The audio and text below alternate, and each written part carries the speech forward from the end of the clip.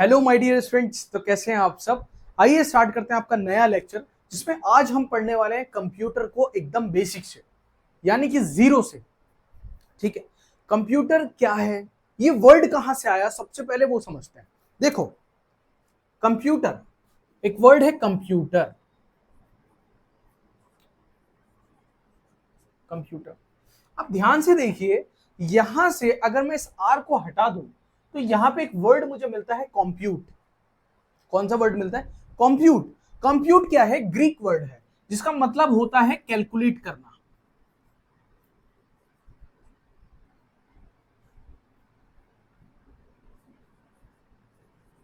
Calculate, ठीक है, to calculate, तो गणना करना। हिंदी में बोलते हैं गणना करना, किसी भी चीज की गणना करना, किसी भी चीज को कैलकुलेट कर लेना, ये होता है कंप्यूटर का मतलब। तो वहां से जो ग्रीक वर्ड था, जिसका कौन सा ग्रीक वर्ड? कंप्यूट, वहां से हमारा एक वर्ड निकल के आया जिसको हम बोलते हैं कंप्यूटर। अब इसकी डेफिनेशन क्या है? कंप्यूटर की डेफिनेशन क्या है? ये जो हमारा चैप्टर है ना, ये जो हमारा चैप्टर है, introduction to computers and peripherals, ये पूरे चैप्टर में हमें पढ़ना क्या है? कंप्यूटर के बारे में पढ़ना है, उसके कंपोनेंट्स के बारे में पढ़ना है। ठीक है, हमें mouse, keyboard, speakers, monitor, LCD, scanner, printer, hard disk, memory, सब चीजों के बारे में आपको वन बाय वन मैं बताता चलूंगा और आपको समझते हुए चलना है। ठीक है, अब देखिए, कंप्यूटर सबसे पहले जान लेते हैं कि इसकी डेफिनेशन क्या है। अभी हम क्या पढ़ रहे हैं? अभी पढ़ रहे हैं कि व्हाट इज कंप्यूटर, कंप्यूटर है क्या। तो मैंने आपको बताया कि कंप्यूटर क्या है, एक ग्रीक वर्ड से आता है जो क्या है? कंप्यूट है, जिसका मतलब होता है टू कैलकुलेट, गणना करना। ठीक है, अब यहां पे अगर मैं बात करता हूं इसकी डेफिनेशन की, इसकी परिभाषा की, तो डेफिनेशन क्या बोलती है? डेफिनेशन बोलती है it is an electronic device, it is an electronic device. ये क्या है? ये एक इलेक्ट्रॉनिक डिवाइस है जो क्या करती है? दैट प्रोसेस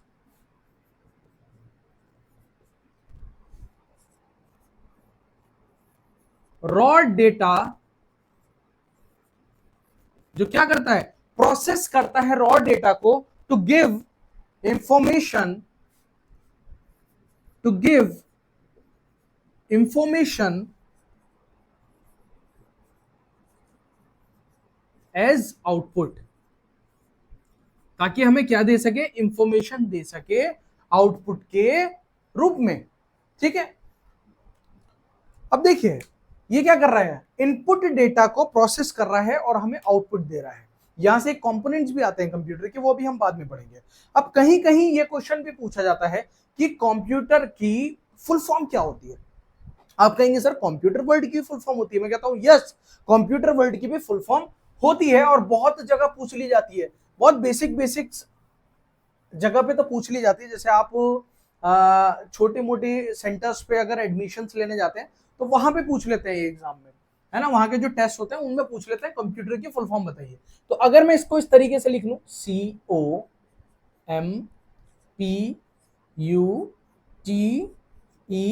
COMPUTER, इसको इस तरीके से लिख लें, तो सी से होता है commonly,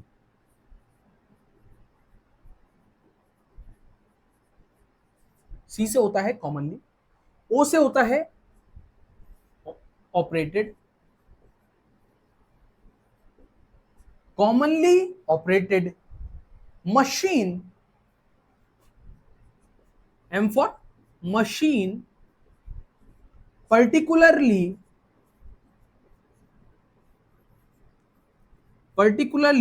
used for, use for लिख लेना यहां पर, टीचिंग लिख दो,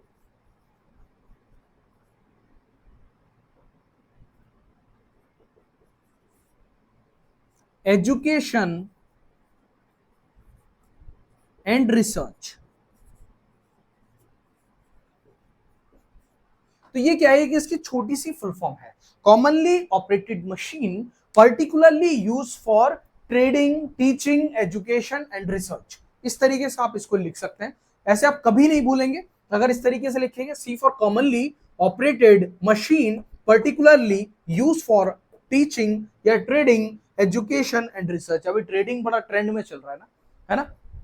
देखो अब बात करते हैं कुछ कंप्यूटर के बारे में, है ना। कुछ कुछ एक्स्ट्रा इंफॉर्मेशन आपको देने की कोशिश करता हूं, ठीक है, जो शायद बहुत काम किया है, बहुत काम किया है, ठीक है। देखो सब्जेक्ट से रिलेटेड भी और आपकी जनरल लाइफ से रिलेटेड भी। देखो अभी जो हम कंप्यूटर्स यूज कर रहे हैं वो 5th जनरेशन है। कौन सी है? 5th generation. और लगभग 1995 से लेकर अब तक टिल नाउ यही जनरेशन यूज की जा रही है। तो 1995 के बाद कोई नई जनरेशन नहीं आई, हम लोग 5th जनरेशन के कंप्यूटर्स का यूज कर रहे हैं। तो इसमें इस्तेमाल क्या होता है? जो 5th जनरेशन के हमारे कंप्यूटर्स हैं इनमें LSIC का इस्तेमाल किया जाता है। LSIC नया वर्ड मिला ना, तो ये क्या है? Large scale integrated circuit. आपने सुना होगा आईसी, आईसी की फुल फॉर्म क्या होती है? Integrated circuit. तो ये क्या है? ये लार्ज स्केल इंटीग्रेटेड सर्किट्स हैं, large scale integrated circuits.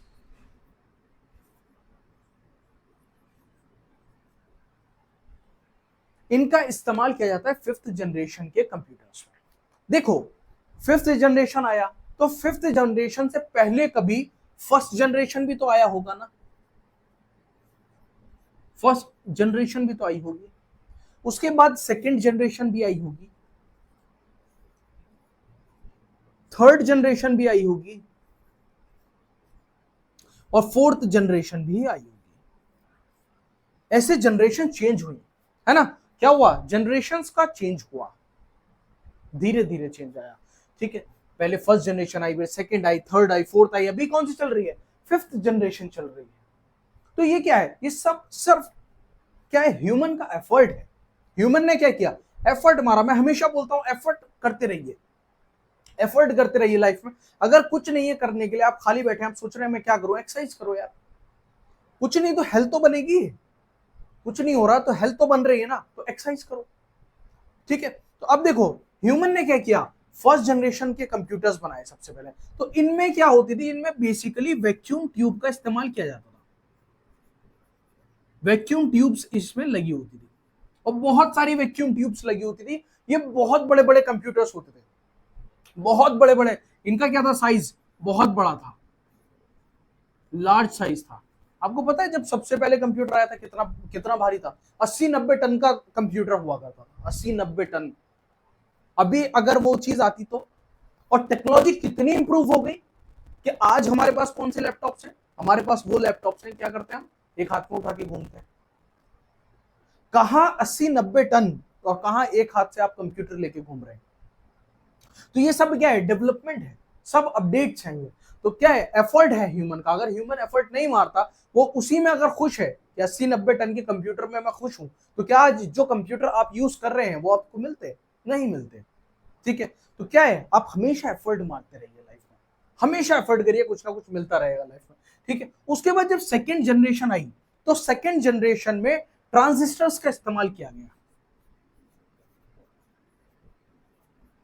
Transistors का इस्तेमाल किया गया। जब आप आगे इंजीनियरिंग करेंगे, ठीक है, तो आप ट्रांजिस्टर्स के बारे में अलग से एक टॉपिक है वो पढ़ेंगे, ठीक है। अब जब ट्रांजिस्टर आया तो इसका जो साइज है वो डिक्रीज हुआ, छोटा होना शुरू हुआ। ट्रांजिस्टर के आने से क्या हुआ? साइज कम होना शुरू हुआ, ठीक है। उसके बाद क्या हुआ? आईसी का इस्तेमाल हुआ। 3rd जनरेशन में क्या आ गई? आईसी आ गई भैया, इंटीग्रेटेड सर्किट आ गए, ठीक है। उसके बाद 4th जनरेशन में क्या आ गया? माइक्रो प्रोसेसर,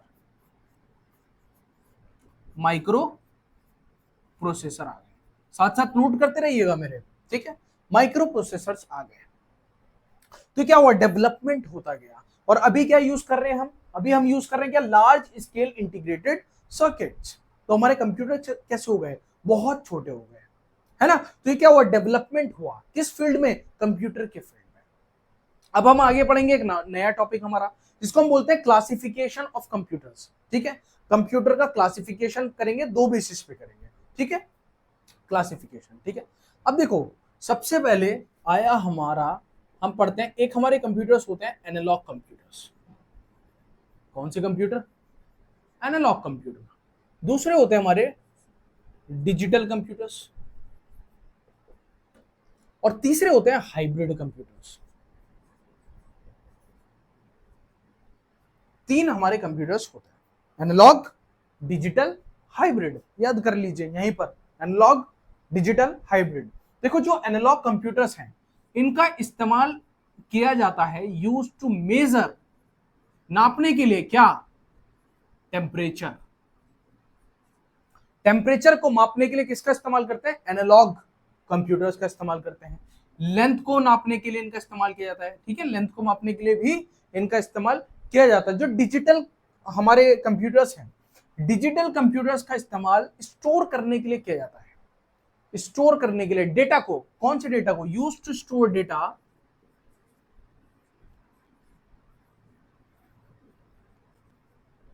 सच एज फोटोज, डॉक्यूमेंट्स, म्यूजिक। तो इन सब चीजों को जो स्टोर करने का काम करता है वो कौन सा कंप्यूटर करता है? वो डिजिटल कंप्यूटर करता है। और जो हमारा हाइब्रिड कंप्यूटर है, हाइब्रिड कंप्यूटर क्या है? हाइब्रिड कंप्यूटर बेसिकली इनका कॉम्बिनेशन है, it's a combination of, combination है किसका? एनालॉग कंप्यूटर का एंड डिजिटल कंप्यूटर का। तो एनालॉग और डिजिटल कंप्यूटर का जो कॉम्बिनेशन है उसको कौन सा कंप्यूटर बोलते हैं? उसको हम हाइब्रिड कंप्यूटर बोलते हैं। एक और क्लासिफिकेशन देखते हैं इनके साइज के बेसिस पे। ये तो हुआ यूज के बेसिस पे, अब देखते हैं साइज के बेसिस पे। तो साइज के बेसिस पे ये है माइक्रो। सबसे पहले आ जाता है माइक्रो, माइक्रो कंप्यूटर। दूसरा आता है मिनी, मिनी कंप्यूटर, ठीक है। थर्ड आ जाता है हमारा main frame computer, main frame computer. और फिर आता है हमारा सुपर कंप्यूटर। सुपर कंप्यूटर वो जो जादू वाली मूवी नहीं थी, वो कोई मिल गया, उसमें दिखाया गया था ना, वो फ्यूचर दिखा देता है, जू जू जू, वो ये सुपर कंप्यूटर। वो नहीं है, ऐसा कुछ नहीं है, ठीक है ना। ये क्या है? बस जो सुपर कंप्यूटर है साइज में बहुत बड़ा होगा, स्टोरेज कैपेसिटी बहुत ज्यादा होगी, स्पीड बहुत अच्छी होगी, फ्यूचर नहीं दिखाएगा, ठीक है। अब देखो जो हमारा माइक्रो कंप्यूटर है ये स्मॉल इन साइज होगा। माइक्रो कंप्यूटर क्या होगा? स्मॉल इन साइज होगा। साइज में क्या होगा? बहुत छोटा होता है, ठीक है। ऑल्सो नोन एज, इसको पर्सनल कंप्यूटर भी बोलते हैं, पीसी, जो कि हम घर में इस्तेमाल करते हैं। तो आज आपको पता चल गया जो हम घर में इस्तेमाल करते हैं वो कौन से कंप्यूटर्स हैं? वो माइक्रो कंप्यूटर्स हैं, जिसको हम पीसी बोलते हैं, क्या? पर्सनल कंप्यूटर, ठीक है। उसके बाद आता है मिनी कंप्यूटर। मिनी कंप्यूटर क्या होता है? थोड़ा सा बड़ा हो जाता है साइज में, बिगर इन साइज। और जब साइज बढ़ता है तो कॉस्ट भी बढ़ती है, bigger in size, cost is high, ठीक है। और जो हमारा मेन फ्रेम कंप्यूटर है ये क्या है? मेन फ्रेम कंप्यूटर किसी को पता है? जल्दी कमेंट करो, पता है किसी को main frame computer? Main frame computer क्या होता है? इसकी हाई स्टोरिंग कैपेसिटी होती है। मेन फ्रेम कंप्यूटर क्या है? हाई स्टोरिंग कैपेसिटी होती है इसकी, और ये बहुत सारी ट्रांजैक्शंस को एक साथ जो है वो कर सकता है, ठीक है। और बहुत सारे टेराबाइट डेटा को, है ना, बहुत सारा टीबी डेटा को क्या कर सकता है? स्टोर कर सकता है, हैंग भी नहीं करता। वो कौन से कंप्यूटर्स हैं? मेन फ्रेम कंप्यूटर्स हैं। उसके बाद आते हैं क्या? Super computers. तो ये क्या होते हैं? बिगेस्ट इन साइज होते हैं, सबसे बड़े, biggest in size, high speed, high storing capacity. तो ये हुआ साइज के बेसिस पे इनका क्लासिफिकेशन, ठीक है, कंप्यूटर्स का। अब बात करते हैं आगे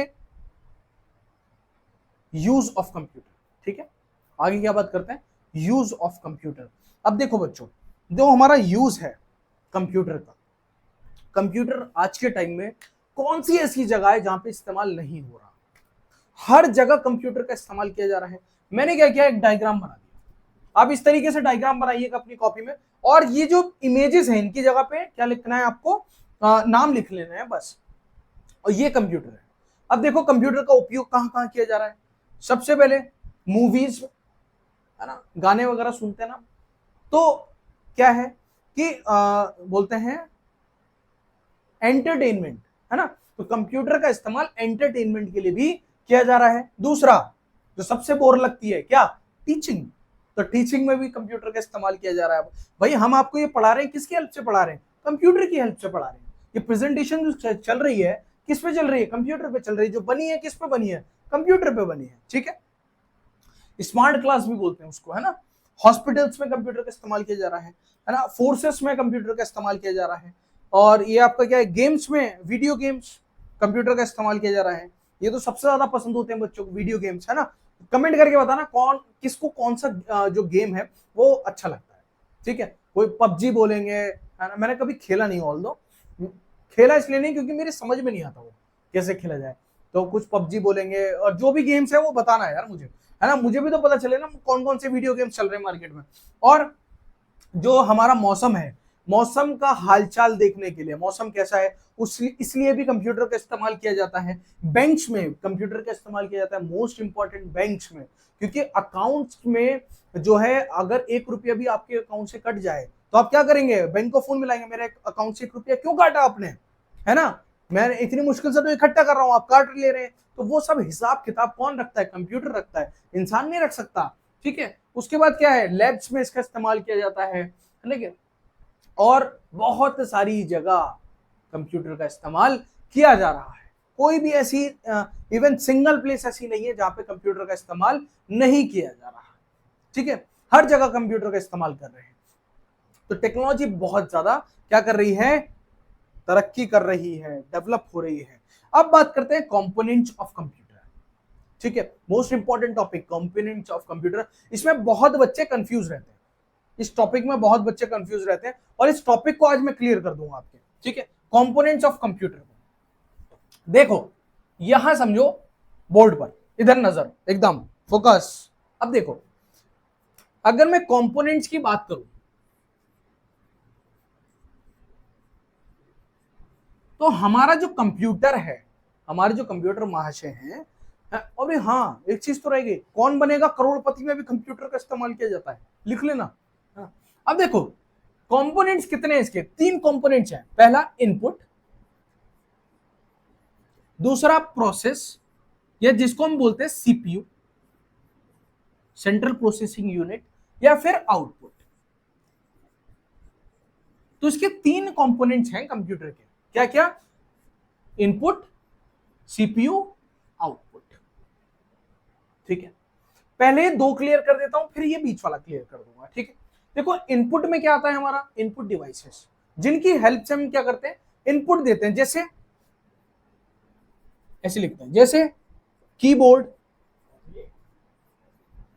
माउस, जॉयस्टिक, एक्सेट्रा, और भी बहुत सारी होती है, ठीक है। अब मैं बात करता हूं अगर आउटपुट की, तो आउटपुट में क्या आ गई, जिस डिवाइस से, इनपुट डिवाइसेस क्या है, जिनसे हम क्या दे रहे हैं, कुछ ना कुछ इंफॉर्मेशन को कंप्यूटर को दे रहे हैं, जैसे माउस हो गया, कीबोर्ड हो गया, डिटेल में पढ़ेंगे आगे इनके बारे में। आउटपुट क्या है, जो हमें कुछ ना कुछ दिखा रहा है, जैसे मॉनिटर, अब तो एलसीडी एलईडी का इस्तेमाल किया जा रहा है, मॉनिटर, ठीक है। और क्या होता है, स्पीकर्स, गाने सुनाई दे रहे हैं, अब आप वीडियो देख रहे हैं मेरी, ठीक है, तो अब इसमें फोन में आपके स्पीकर ना हो, आप कैसे देखेंगे, इधर से समझेंगे कैसे, कुछ समझ में आ रहा है, नहीं, तो हमारा क्या है, स्पीकर का होना बहुत जरूरी है, ठीक है। तो मॉनिटर, स्पीकर। अब समझते हैं यहां सीपीयू को।